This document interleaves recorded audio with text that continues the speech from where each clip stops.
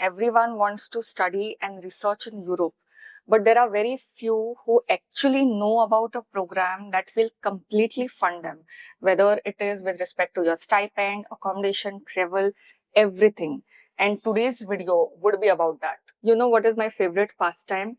Researching high quality profiles on LinkedIn to see if anyone is of that academic caliber and exposure so that I can get them on this podcast and share their experience with you. And today's guest is just that. He is Marie Curie, MSCA fellowship holder. He is currently pursuing his postdoc in Europe. And in today's video, he would be sharing whatever he knows, right from application procedure, interview procedure, the stipend that you get, and all the other things about living and doing your research or studying in Europe. If you have come across this video for the first time, hi, my name is Atya. I post thrice a week high quality videos around research and higher education. So if you are planning to level up your career from here to here, I would really appreciate if you could take a moment to subscribe to this channel and turn on the bell notifications. Nothing else in this world makes me more happy than seeing you becoming a part of this community. So what are we waiting for? Without further ado, let's begin. So as I've already introduced you, I have with me Swapnil Prabhudasar. He is pursuing his postdoc. He is on MSCA, Marie Curie Actions Postdoctoral Fellowship. He also has served teaching and research positions abroad. Hi Swapnil, how are you? Welcome to my channel. Hi, Atiyaji. Welcome. Thank you for having me on your channel, and welcome to all your viewers also. So I've already introduced you, but if you could introduce yourself in brief. So first, my name is Swapnil Prabhudesai.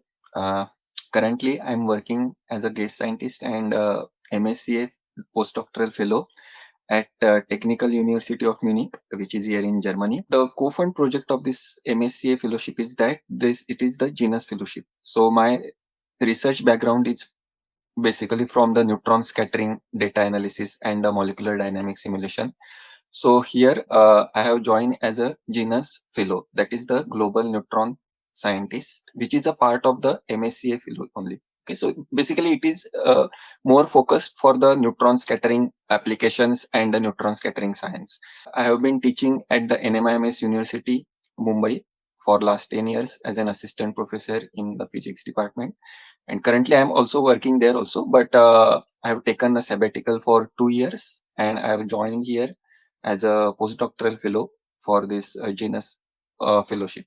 Research background is basically from the quasi-elastic neutron scattering and the molecular dynamic simulation. So I joined the Bioatomic Research Center as a PhD fellow in year 2010, and I completed my PhD in 2015.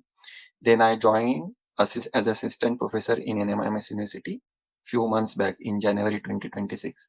I came here as a genus postdoctoral fellow. So if you could tell us about the difference between PhD and postdoc for those who don't know. Is there a necessity that after PhD you have to do postdoc? It's a nice question, Atiyaji. Basically, the difference between the PhD and the postdoctoral is that when you join as a PhD student in any research lab or in any university or the private institutions, basically you do not have any kind of idea what kind of research is going on in that particular laboratory or with that particular supervisor where you have joined. So you are completely what you can say, you don't know anything about what's happening actually in that particular field or overall in research area. So as a PhD student, we get knowledge as we proceed further. We have to come during the PhD, we have to also complete our coursework, so that will give you idea about what is the nature of actual the research work. So when you complete the PhD, you will have certain kind of knowledge that okay, how to write the research proposals, what exactly the research is going on in different areas, and also the particular areas of that particular interest. So when you join as a postdoctoral fellow, you are more or less independent of your supervisors. So basically what happens as you join as a postdoctoral fellow, you have the clear picture about the research industries, the research going on in the private institutions, in the universities also. So you can work as an independent candidate as a postdoctoral fellow. So you do not have to depend on your guide for the guidance. Okay, in postdoctoral fellowship during also you require some kind of guidance, but as compared to the PhD fellow, when you join as a postdoctoral fellow. So this independence in the work, that is more important, and that is the main difference between the PhD and the postdoc. You ask about this, one should join the postdoc doctorate after the PhD. So it depends on the candidate also. So if or she he wants to continue with his research in the long term career objective, join as a postdoctoral fellow, because that will give you the idea about the, or that will also enhance your capabilities, or you can say this, the different research skills are there in the current industries also. So you will have the clear idea about the different type of skills you require for the research, how to write the research proposals, how to approach the different supervisors working in your research area. So these things are important. So if you want to continue your career as a researcher, one should, I will advise to do the postdoctoral. But if you want to remain in the academics, if you want to work as a assistant professor or as a academician, then this experience is not that much required. But also it depends on, it varies from cases to cases. But mostly if you are looking for any kind of work in the academics, then after PhD, you can look for this professorships or any other work. But mostly the postdoctoral fellowship is mostly for those who want to become the researcher in their future careers. So you have really accurately summarized the differences between the two. So my next question is, you are on Marie Curie Fellowship. So if you could tell us more about that and what is the application process for it? Marie Curie fellowship is useful for those who has earned the PhD degrees, and for those who wants to become a scientist in their research career. So basically MSCA fellowship started in year 1996, and it basically provides the exact knowledge, or you can say the opportunity for the researchers who are actually willing to enhance their research capabilities, who want to work in the different research areas. This MSCA fellowship, they are providing the basic fund of this 400 million euros per year.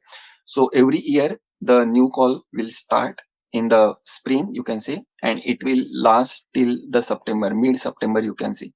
So for this year 2025, the call has already started, and the end date is for this call is on the 10th of September.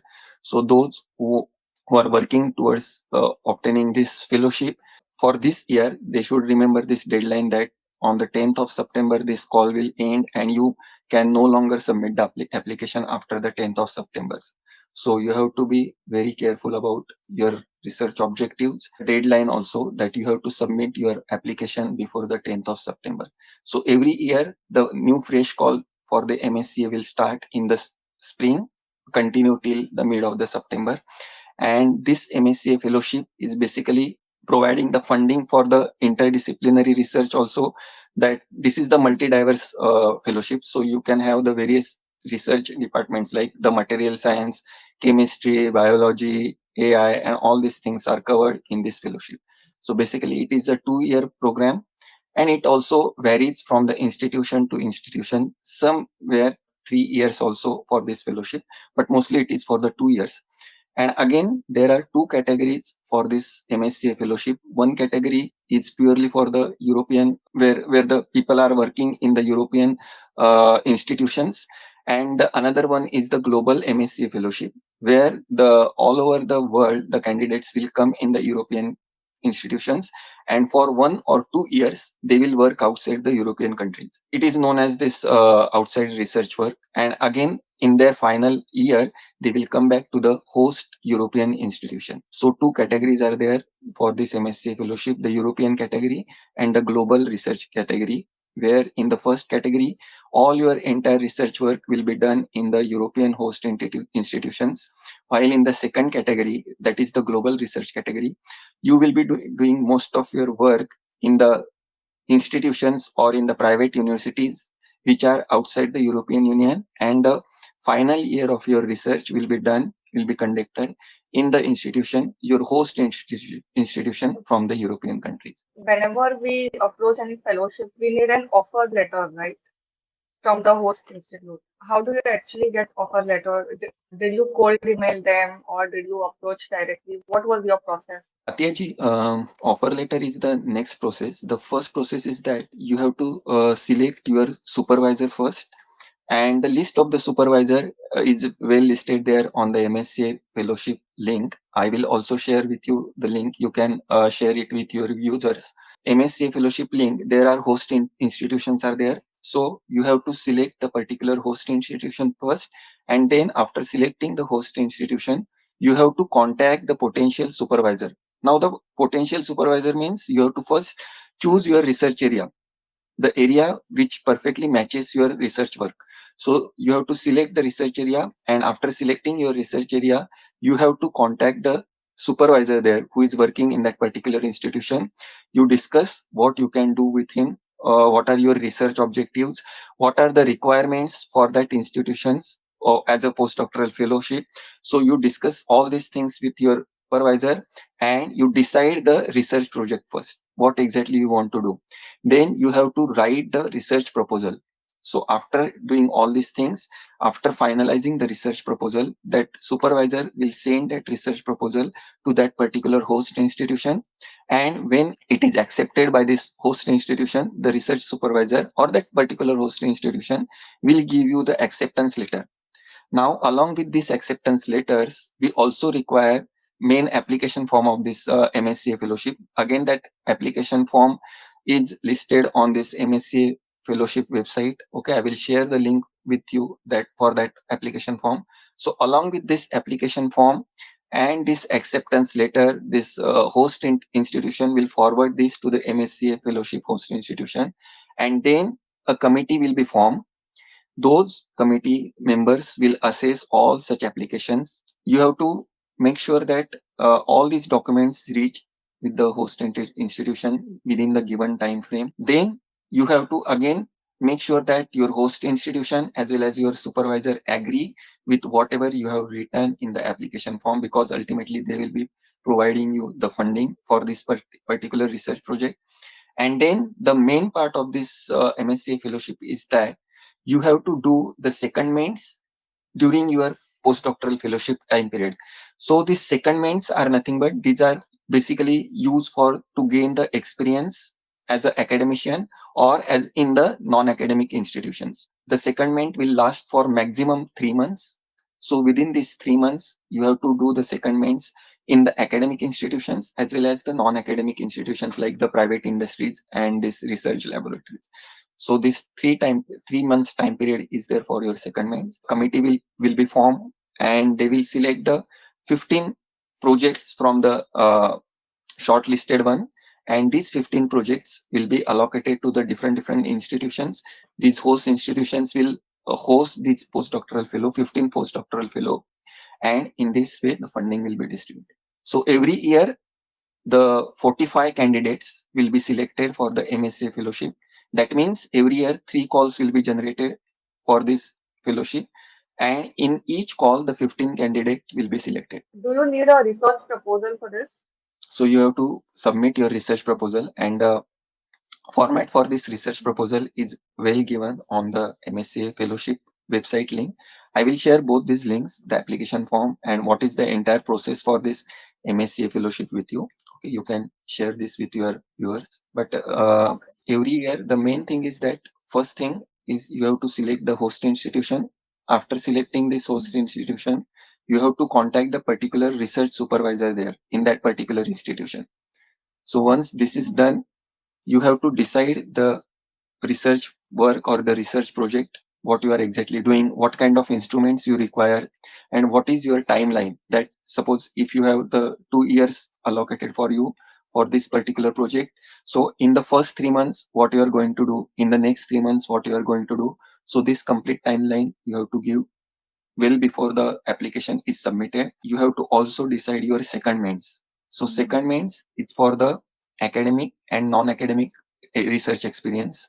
For this secondments also you have to decide which institutions you are going to do, where exactly you are going to do your research work during this time period of the secondments. So all these informations you have to discuss with your potential supervisor. You have to form a well detailed research proposal, and submit it to the MSc. How does the interview look like in this case? I mean, it is online, it is offline. What kind of questions are asked? Yeah, interview is basically on the online mode. Okay, so from anywhere in the world you can attend that interview, and basically three rounds will be conducted for the interview.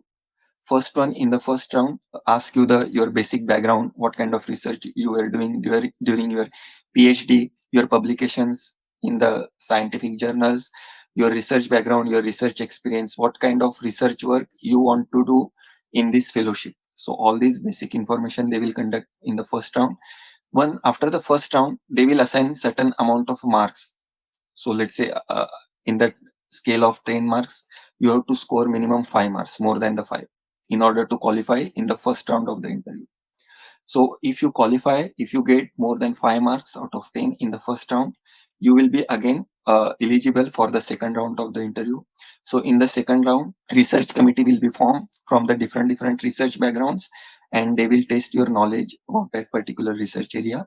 So again, in the second round also, there are certain kind of marks are assigned, and you have to pass that minimum. You have to score minimum 5 or whatever it is for that particular round. So once you're done with this, you will be again automatically pushed into the third round. And in the third round, they will tell you the exact nature of the funding they are providing you in this particular MSc fellowship. So basically, these funds are for your travel purpose. Research instrumentation is also important. For that, all these funds are allocated. So in the third round of this interview, they will give you all basic kind of idea about what exactly they are doing with the research fund, what is your responsibility as a postdoctoral fellow.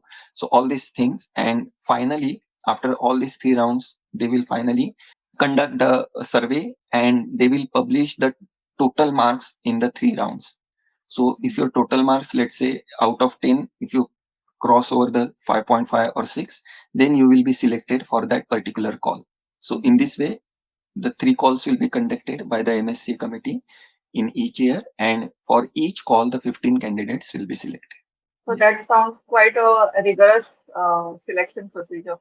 Yeah. So after this, they will take mostly 3 to 4 months to publish the list of the candidates who are selected for that particular call, and this list will be basically published on the MSc fellowship for that particular year.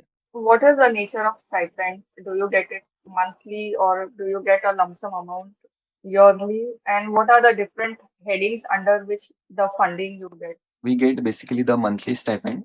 So at the end of each month, like that is on the 30 or 31st of each day month, you will get your salary, and the salary is the fixed amount, because this is not you can say this not allocated for the particular project, but you will be working as an employee there. The time period of this fellowship, that is for the 2 years. Salary basically is for your TADA, that is your traveling allowance, and DA, that is the dearness allowance. It will cover. It will also cover travel expenses, that during this postdoctoral fellowship you will be attending the research seminars, workshop, conferences. Then you have your experiment, beamline. Okay, all these, for all these purposes, this fund is utilized. They will give you this fund every month, and for this fixed salary in your directly in your account. So now that we have discussed most of the details, if you could tell one piece of advice for future aspirants of MSCA.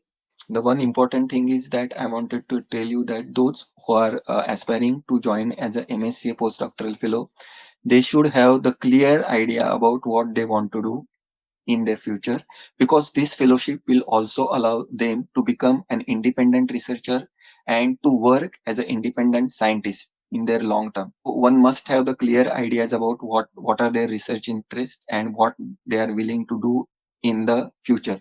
So once this is done, they have to find out the proper potential supervisor, those who can guide them in their research work. Okay, so you first find out the supervisor, and then try to write the research proposal with the consultation with him. So these are the important steps. So first thing is that you should be very clear about your research interest and what kind of the research is going on currently in the research industry. Yeah, so these are the basic points. So once you are done with these things, I think this is the best opportunity that any potential researcher should actually go for this MSc, because it will help you to become the research scientist or to work as a researcher for your long term career. I think you have explained this fellowship really wonderfully. Whenever I do scholarship videos, even I get questions about offer letter and stipend and this and that. So to get it from a real source, that is something that I always look forward to. Thank you so much for joining with me and have a great day ahead. Thank you so much. Thank you, Atyaji, for giving me this opportunity. Yeah. Thank you for all your viewers also. Now you have watched how MSCA fellowship can be a gateway to your career. Okay, it is a completely funded fellowship, and I really, from the bottom of my heart, want you to not just watch videos but to actually apply for them. If you want me to get any other fellowship on this channel, if you want me to collaborate with anybody else in the YouTube sphere or in academia and want them to get me on this platform, then do let me know in the comments. I'll be more than happy to do that for you. Share this video with at least one person who is about to finish their PhD so that this fellowship can reach to millions of research fellows across the globe. This is an excellent opportunity for you to reach at a global stage. As always, it is a pleasure to get videos for you. I'll see you in the next one. Till then.